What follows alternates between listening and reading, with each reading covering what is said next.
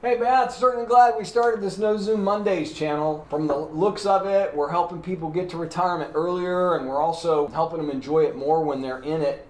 Just sitting here wondering how we can help more people, you know? Just wondering how can we help more people? Oh wow, who could that be?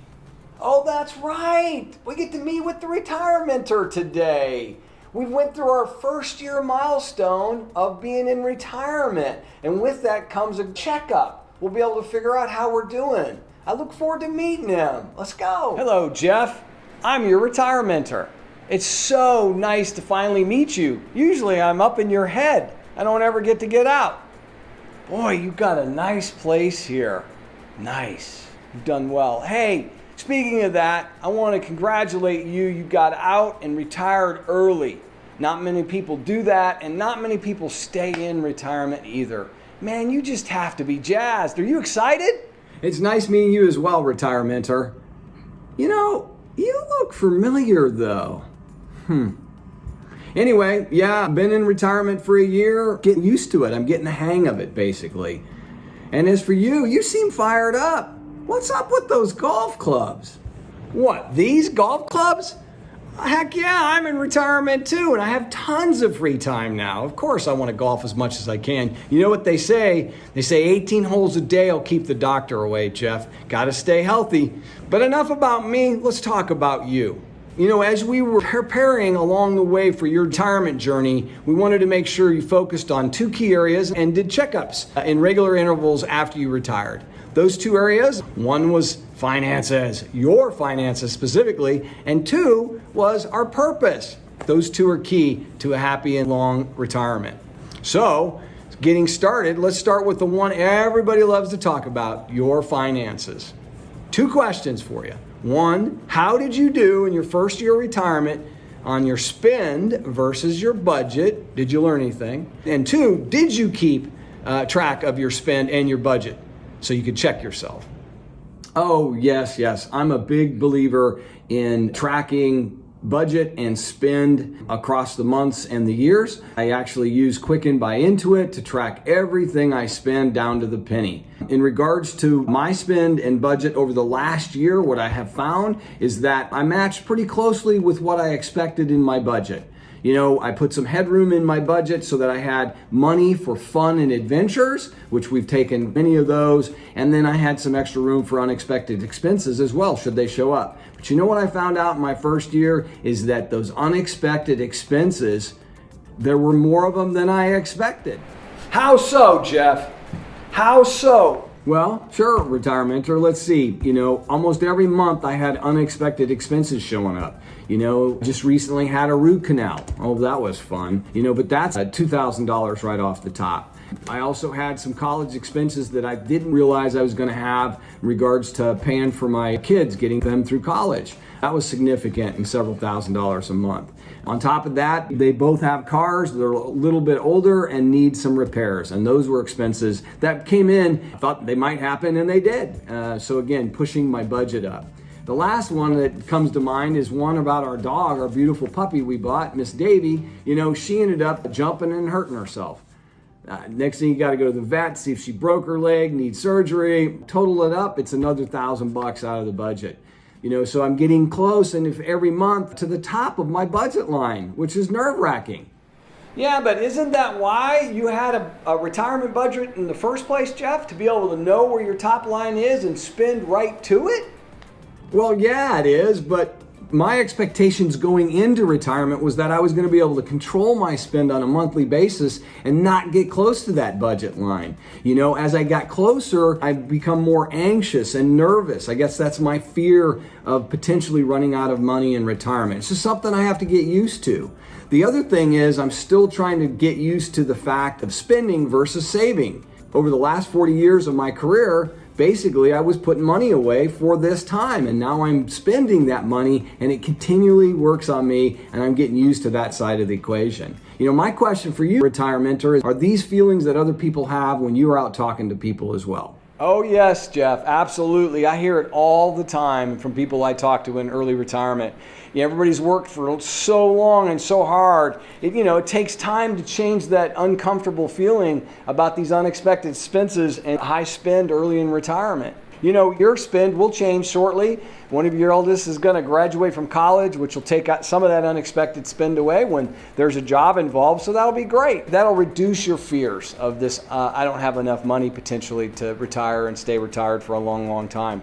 As I'm thinking about this is great advice, this stuff we're talking about. I'm wondering if we should record this and put it out on YouTube or something like that. Anyway, another way to potentially lower your fear is always remember, worst comes to worst, if the expenses stay super, super high forever, you can always go back to work for a while until those expenses come under control. Don't forget that. Well, that's really a good point, retirementer. You're right. I had forgotten about that. I could change my mind, go back to work, and help whittle down some of these expenses should they stay unnaturally high. Even part-time for that matter. But I don't think I need to today, given I took your advice so long ago and stuck with it to build a portfolio the size I needed to support my spend in retirement. The fixed side, plus the fun adventure, plus unexpected expense side. Your advice to me back then, and one I carry still today, is to make sure that I have at least 2x of my fixed expenses budgeted every month and every year as a spend level to make sure I could enjoy my retirement and stay in it. What that looks like as an example is, if I was expecting to spend $5,000 a month on fixed expenses, then I should multiply that by 2. And so I need to make sure my portfolio can withstand $10K worth of money flow every month to be able to help me get through my retirement needs. Again, that budget could change over months, but that's a good example. How I was able to calculate it, I was able to use some retirement calculators online, etc. And I put together a video to share with others so they could do the same thing. That video is right here. If you're interested, please go ahead and click on the link. The link's on top on the upper right-hand corner. Of course, I'd be also interested in seeing and hearing about other folks' journeys, where they're at in their early retirement quest, level of amount they think they need, maybe the fixed expenses they think they're going to have, etc. I'd love to hear about it and be able to share my advice along the way. So please make comments and let me answer your questions. And back to you, retirementer. Is there anything else I should be thinking about on this topic? And is that hiking gear? Are you a hiker? Well, as your retirementer, Jeff, of course I'm going to dig hiking. I just love all the gear, from the helmet lights to the trekking poles, to the backpacks, to the shoes, the great outdoors, all of it. I'm in. Anytime we can go, let's go. And you know what they say, 10 miles a day will keep the doctor away. Health, health, health, it's all we've got. Look, as far as your retirement spend and what you just highlighted, I think you nailed it. What you set up is sound, it's based on conventional wisdom, and it's helped many people get into early retirement and actually stay in it healthily. I'm glad you followed my advice pre-retirement so that you could be as financially set as you are now and get out here in post-retirement and enjoy it. Well done. I'm also pretty jelly, I have to admit, that you set this stuff up as a YouTube channel. I hope it works out for you. Okay, back to the first year checklist for you. What else do we have? Oh, yeah. The second piece of the financial picture we want to check in on is your portfolio and how it did in its first year. What were the returns? And what would you do, if anything, differently going forward? Did you make any mistakes? Oh, wow. I love hiking as well. Good for you. Keep it up. In regards to my portfolio returns, I did some quick calculations and found that in 2021, the portfolio you had me put together actually generated over 16% returns, which is absolutely fabulous. My first year retirement withdrawal rate was at 4% of my portfolio. So again, making more money than I'm spending, which is beautiful. Hopefully we can keep that up. The other advice that I followed was I set up 3 money buckets in retirement. One was my day-to-day cash flow. The second one was my emergency fund. And the third one was my investment portfolio. I did your advice. Go ahead in my, before I retired, I moved that emergency fund from a 6-month overall level of spend to 3 years. I did that to make sure that if the market crashed or any craziness happens, I'd be able to capture money out of that bucket rather than going to my investment portfolio that might be down at the time. So that's all good, and that's where I'm healthily sitting.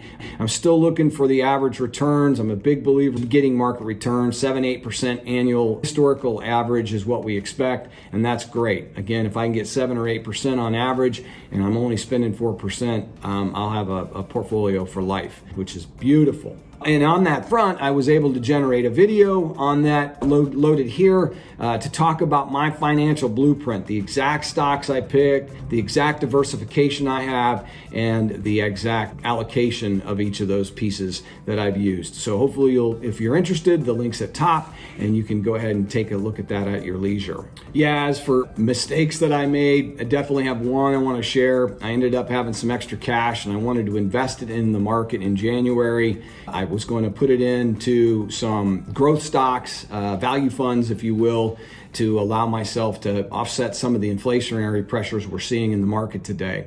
The good news is I was doing that. The bad news for me was that my timing was off. I went ahead and put it all in January and I didn't dollar cost average it over time. And so I want to share that was something I don't feel good about and I should have done something differently on. Retirementer, what's your thoughts on that? And why are you in a bike outfit? Well, I'll tell you why. Because nobody, Jeff, and I mean nobody, can time the market. The best we can hope for is to be able to ride the market up and down and hold our assets so that we can consistently get market returns. When you do that, you're a long-term investor and you're looking forward to that 7 to 8% that it's historically provided. I'm a big believer in market returns as well. I mean, think about it. When you read the studies, very few, if a handful of people, can actually beat market returns. And the expenses are low in these funds, so that's my recommendation, and I'm glad you've decided to do it. Now look, regarding your mistake, absolutely, yes, you should have dollar cost averaged, which means you should have taken that money and bought in January and in February and March. If the market was going down, you would have lowered your total cost per stock that you had. If it was going up, you'd buy at lower prices going up. So all good, but you didn't. The good news, though, hidden here, is that you actually invested, which means that money, since you put the money into those funds, that money is now returning about 2.5% to 3%, depending on the fund, in dividends. And as long as you made those dividends reinvestable, meaning you don't need them now, so reinvest it, you'll get the compounding of money on money and more stock in those funds over the years until you need it. Smart move. That's what you need to do. And your money's working for you now. That's awesome. Well, now let's talk about retirement timing. As I've told you 1,000 times before, Jeff, you should never ever retire when there's tons of market turbulence in the marketplace, especially not in your first year. So, since I told you this many times, how'd you do on this front? Well, retirementer, I did hear you. Don't retire if the market's turbulent. A year ago, the market wasn't turbulent. Things were all rosy. Life was good. A year later, we've got a crazy world right now. The market's very, very turbulent. Supply chain issues due to the pandemic that we just got through or moving through. You've got a war going on that's unnecessary and unrelenting, causing even more craziness in regards to supply and demand, causing inflationary pressures. I mean, heck, now the inflation's they're talking about being the highest it's ever been in 40 to 50 years. So given all this, I'd absolutely say I have fears about the money that I've got and the portfolio I have. But I can only control what I can control, which means don't want to do any panic selling. The portfolio will continue to generate. It does have some growth stocks in it to allow us, and value stocks to allow us to somewhat temper inflation risk. And so my portfolio will do well going whether the market goes up and down. And again, I do have that emergency fund, which will allow me to sleep at night, if you will. I definitely feel like my financials are being pressure tested at this point early in retirement, but I feel like I'm doing the right thing given all of what I know and what I've learned through you. Let me check to make sure I'm still doing well. Oh, yep. Market's up 100 plus points. So today's a green day in the market, which is positive. I feel good. Wow, retirementer, you sure look like you like the outdoors. You like to fish too? Absolutely love fishing, Jeff. Love it. Trouts, walleyes, redfish, greenfish, bluefish, what's it matter? If you're catching, you're having a blast. Eat some, don't eat them, put them back, right? Whatever. You're outdoors, you're enjoying the world, you're enjoying your time. As they say, A catch a day keeps, nah, I won't finish that. Again, in your case, sorry about the timing on retirement. Sounds like it worked out well for you. You've got it under control. Well done, chap. As we've experienced over time, we've all seen the markets go up and down. The key is not panic selling. You did that. The other thing I heard you say is that you've actually put together a 3-year emergency bucket, money bucket, which is beautiful. Smart, savvy advice, and I hope others follow you that are following in your wake. Okay, moving along. That's the financial side of things and the market timing we wanted to talk about. Now we want to talk about the last big area of concern for people that are new into retirement, and that's our purpose in life. And so in my world, when I'm out talking to people, Jeff, I've always heard, and I continue to hear in early retirement, people have lost their identity. They have these big careers, and now they've moved off, their phone no longer rings, and now it's like, what do I do? Who am I and where am I going? And so I ask you, is this similar to what you're experiencing? Oh my gosh, yes, retirementer. 100% I feel the same way. I jumped out of a 26-year career into basically a dead zone. Phone stopped ringing, my calendar was empty. What do I do now? It's basically like a coiled spring. I recoiled. We adventured last year. My type A personality was go, go, go, go. If I wasn't going, I wasn't happy. You know, just trying to be on the go to keep these feelings at bay, these uneasy feelings of who am I and what am I going to do next? And so really relate to that comment. At this point though, about a year and a month into retirement, I've started to slow down. I'm starting to realize that go, go, go was good, but I needed to slow down to get more perspective in life. And so this year, Beth and I are trying to go and adventure, but also do it at a pace that we can actually live and enjoy local life, daily life in and around Austin. We've gotten involved with politics going on in town. We've gotten to connect with people in our building, the condominiums we live in. We actually know some of the people now. It's quite fun and enjoyable to stay local as well and enjoy the flavors and the vibrancy of, in this case, Austin, Texas. So I offer that up. I'm working on being right now rather than having to do to be happy and contented. So I share that. Again, all of this is work in progress right now, retirementer. In time, more shall be revealed, I'm sure. What are you doing? Oh, I love me some weights. Love them. Absolutely. I love to work out. Not only is it good for my body and my mind, but it's good for my soul right here, you know. On top of that, it helps me reduce my health expenses, right? Healthy mind, healthy body, less doctors, you see. You got to love it. Just love this stuff. It's about minimizing your spend, even on health. So the last thing around first year retirement that I wanted to ask you, Jeff, is around being your purpose. Are you fulfilled? Are you contented in life? And have you found your new purpose yet?